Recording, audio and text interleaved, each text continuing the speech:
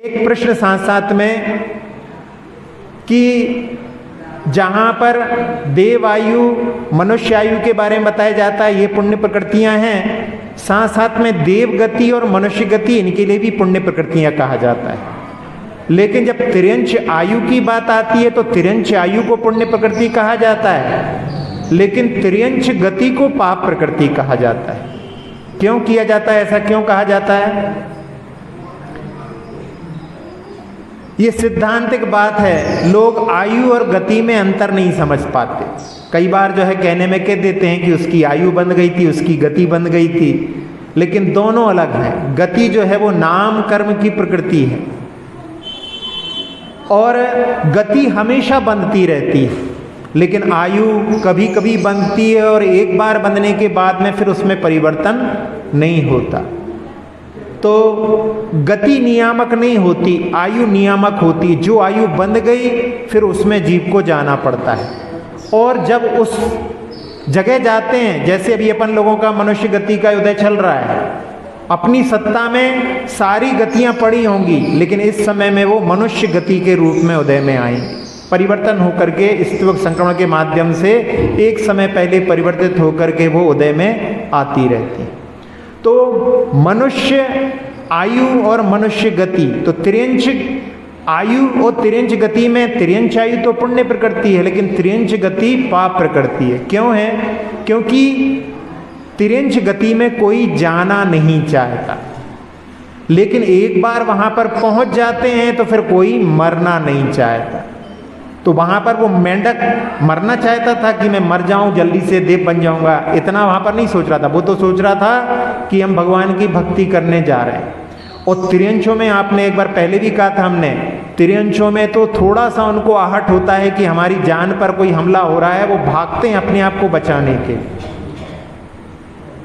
तो तिर्यंच आयु में एक बार पहुंचने के बाद में कोई मरना नहीं चाहता। पद्म पुराण का एक कथानक आता है, एक रानी के यहाँ पर महाराज के आहार हुए और आहार के उपरांत में उस रानी ने पूछा, महाराज हमारे पति पर शत्रु से लड़ने के लिए गए हैं युद्ध में, वो लौट करके कब आएंगे? उनकी कोई खबर नहीं है। महाराज दिव्य ज्ञान के धारी थे, उन्होंने कहा आज संध्या काल में तुम्हारे पति लौट करके आ जाएंगे। और उसने सुना तो उसने अगवानी की तैयारी कर ली, पूरे नगर को सजा दिया। और जब राजा पहुंचे तो उनको लगा मैंने तो कोई खबर भेजी नहीं थी, इसने ऐसी तैयारी कैसे कर ली? तो उसने अपनी पत्नी से पूछा। रानी ने कहा कि आज दिव्य ज्ञान के धारी मुनिराज आए थे और उन्होंने कहा है, और वो दिव्य ज्ञान के धारी हैं, वो सब कुछ जानते हैं भूत भविष्य के बारे में। राजा बड़े, अरे ऐसा भी ज्ञान हो सकता है, अहंकार के साथ में देखता हूँ उनको कितना आता है। और अहंकार के साथ में गया और वहाँ पर कहता है महाराज मेरा क्या होगा? महाराज ने कहा कि तुम्हारी अब जो है आयु तिर्यंच आयु बंध चुकी है, पहले तुम तिर्यंच गति में उत्पन्न होगे।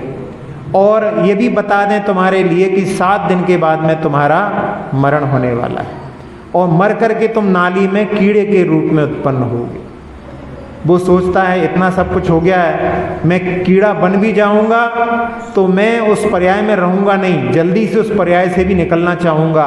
तो अपने पुत्र को बोल गया कि मैं जैसे ही उसमें कीड़ा बन जाऊं तुम मेरे को वहां पर मार देना।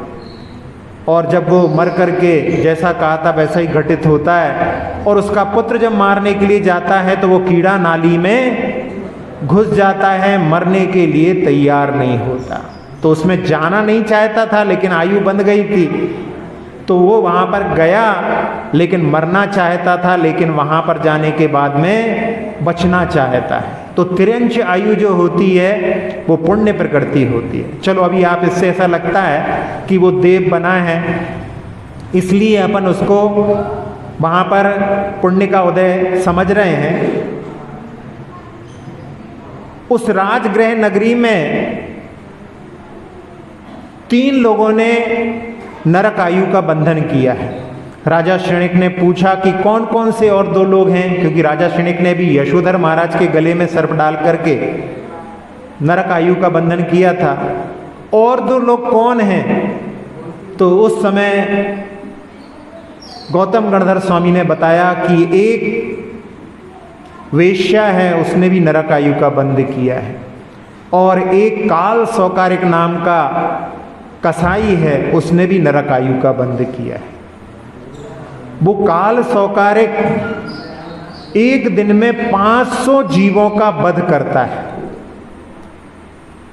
अब आपके सामने कि उन 500 जीवों का वो वहां पर वध कर रहा है, उनका पाप का उदय है कि पुण्य का उदय है?